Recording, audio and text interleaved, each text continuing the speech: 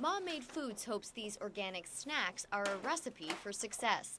The 2.5-year-old startup went national last fall, offering its organic baby and kids food at Whole Foods and Super Target. We're launching an apple pie. Founder Heather Stouffer says getting there wasn't a piece of cake. It took a lot of persistence and a lot of jumping over, I call them brick walls. Almost like a video game. They come faster and faster the further you get into this too. And they're higher and thicker. Adding another layer of brick to those walls, the economic downturn. Consumers are pulling back across the board.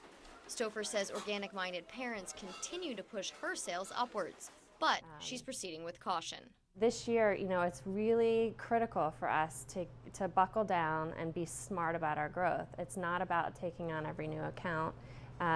It's about taking on the accounts that make sense for us given who our consumer and who our market is. Getting a product like Mom Made Foods to market is a team effort. It requires manufacturers, branding experts, and distributors. So for a business like this to succeed in the current economy, experts say the company needs to know where to spend and where to save. Seasoned businessman Jim Hunt has invested in startup companies for almost 2 decades.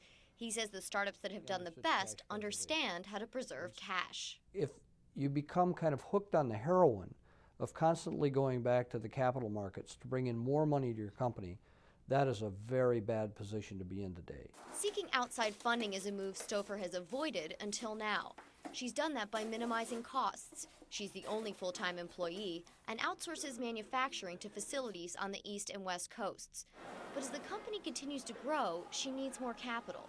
She recently received offers from a few angel investors who see her business as a safer bet as the stock market sours. I've even had one of our private investors tell us he's an avid investor and very involved in the financial market, who says, Heather, I'd rather put the money with you and Mom Made.